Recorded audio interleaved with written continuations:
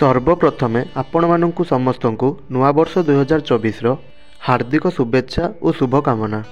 प्रत्येक व्यक्ति चाहिए कि गोटे नुआ सकाळर सहित तांकर नुआ कालीर आरंभ हेउ, काहींकि ना बीती जाइथिबा दिन रे जहाँ आपण कष्ट समस्या भोगिछंती ताहा आगकू आसुथिबा समय रे जेमिति पुनर्बार कष्ट समस्या न आसु, सेथिपाई प्रत्येक व्यक्ति चाहिए गोटे नुआ सकाळर सहित एक नुआ कालीर आरंभ हेउ।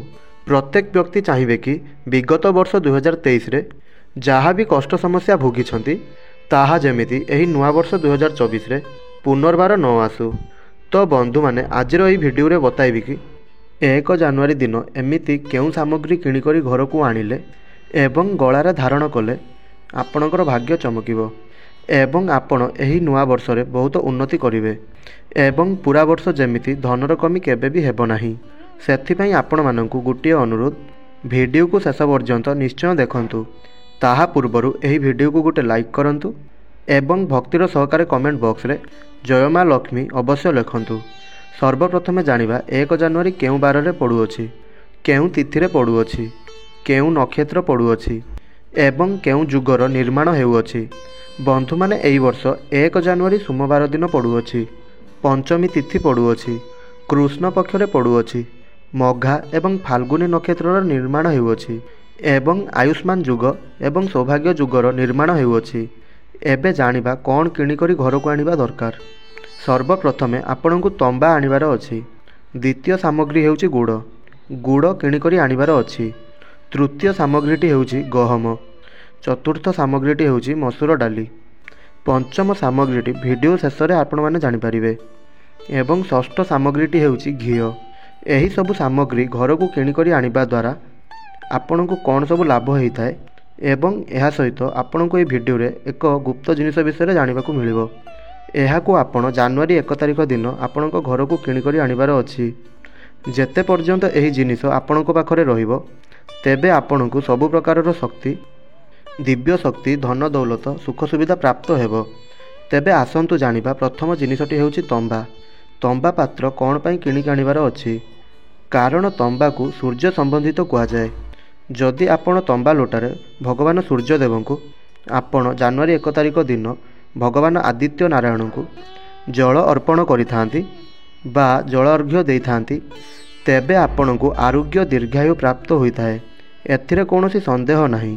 तो द्वितीय जिनिसटी हेउछि गुड़। जदि आपण गुड़ किणिकरी आनती तेबे गुड़ को धर्मर प्रतीक बोली माना जाए। गुड़ द्वारा आपण को धन प्राप्ति होता है। आपण को नुआ वर्ष दिन गुड़ किणिकरी आनिबार अछि एवं एई गुड़ को पिंपुड़ी एवं जंदा मानंकु खाइबाकू दियंतु। गोटिए गुड़ खंड रखि दियंतु, जेमिति सेई गुड़ खंडटी को पिंपुड़ी एवं जंदा माने खाइबे तेबे सेही ठारु ही आपणकर आध्यात्मिक उन्नति हेबा आरंभ होइजिवो। कारण छोट छोट जिनिस आगकू बढ़ाइबा पई आपणकू साहाय्य करिथाए। जदि आपण पिंपुड़ी मानंकु खाइबारे साहाय्य करिथांती तो भगवान मध्य आपणकर मंगल करिथांती एवं आपणकू बढ़िबारे साहाय्य करिथांती। तेबे निश्चिंत भाबरे गुड़ खंडटी निश्चिंत किणिकरी आनंतु एवं पिंपुड़ी जंदा मानंकु खाइबाकू दियंतु। एहा परे हेउछि गहम। गहम द्वारा सुख प्राप्ति होइथाए, बहु प्रकारर भौतिक सुख प्राप्ति होइथाए। तेबे नुआ वर्ष दिन जदि आपण गहम किणिकरी आनंती तो सही गहम को जेबे भी आपण पेसुछंती, अट्टा करुछंती, आपणकू सही गहम रे बा सही अट्टारे रुटी बनाइबे एवं एही रुटी को प्रथमे गोमाता को खाइबाकू दियंतु।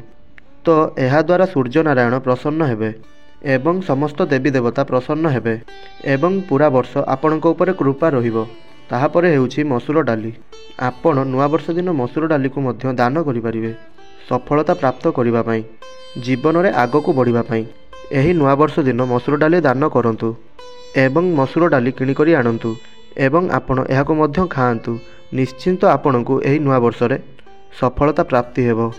एवं जदि आपण चाहुचंती घिओ निश्चय किणिकरी आनंतु।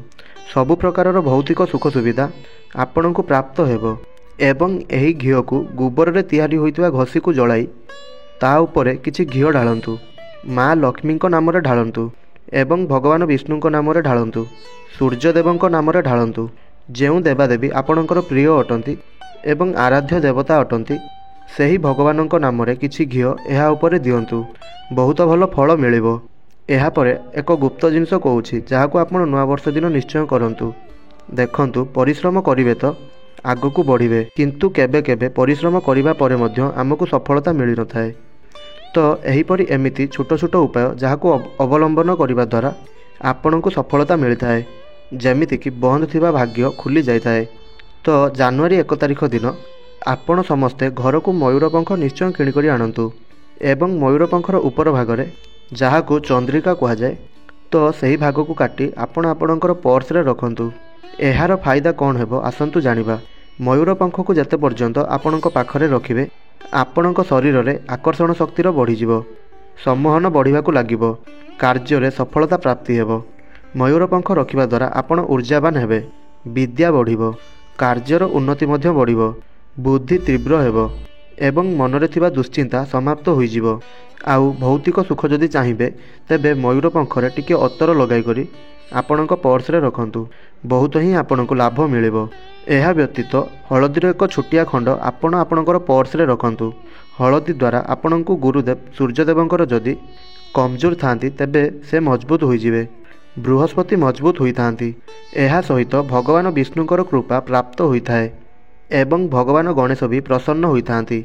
तो हलदीर पूरा छोट खंड आपण आपणकर पर्स रे निश्चय रखंतु। देखंतु प्राचीन समय रे हलदीर छोट खंड को छोट पिला माननकु माळ करी पिंधा जाय थाए, कारण हलदी कला शक्ति और अशुभ शक्ति ठारू बंचाई थाए एवं एही हलदी देवगुरु बृहस्पति को बलवान मध्य कराई थाए। जो मानकर बृहस्पति बलवान थांती सही व्यक्ति को मान सम्मान प्रतिष्ठा निश्चय मिली थाए, कारण बृहस्पति को गुरु कहा जाए। जो मानकर गुरु मजबूत थांती सही व्यक्तिंकर विद्या बढ़ी थाए। जदि आपण चाहूथांती सब लोक आपणको सम्मान दियंतु, आपणको सब प्रकार सुख सुविधा प्राप्त हेउ, तो जनवरी 1 तारिख दिन यही हलदीर एक छोट खंड आनी आपणकर पाखरे रखंतु। ताहाकू भगवानक पाखरे पूर्वर पूजा करनियंतु एवं धूप दे आपणकर पर्स रे रखंतु। देखिबे आपणकर समस्त प्रकार भौतिक सुख आपणको निश्चय प्राप्त हेबो। वर्षटी आपणक पई बहुत ही भलरे कटिबो। ता सहित मयूरपंख आपणक पर्स रे निश्चय रखंतु। मयूरपंख को भगवान विष्णु मुकुटरे निश्चय धारण करिथांती। एथिपाई मयूरपंख को बहुत पवित्र बोली माना जाय थाए। सेथिपाई मयूरपंख निश्चिंत भाव आपणक पर्स रे रखंतु एवं आपणक पाखरे मध्य रखिपारिबे। तेबे बंधुगण आपण माने नुआ वर्ष दिन एही सब जिनिस मध्यरु कौनसी भी गोटिए जिनिस को आपणकर घर को नहीं आसंतु। तेबे आपणको जदि एही भिडियोटी भल लागि थाए ताहा हेले तळे थिबा हमर कमेंट बॉक्स रे जय मां लक्ष्मी अवश्य लिखंतु एवं भिडियो को गोटे लाइक करंतु।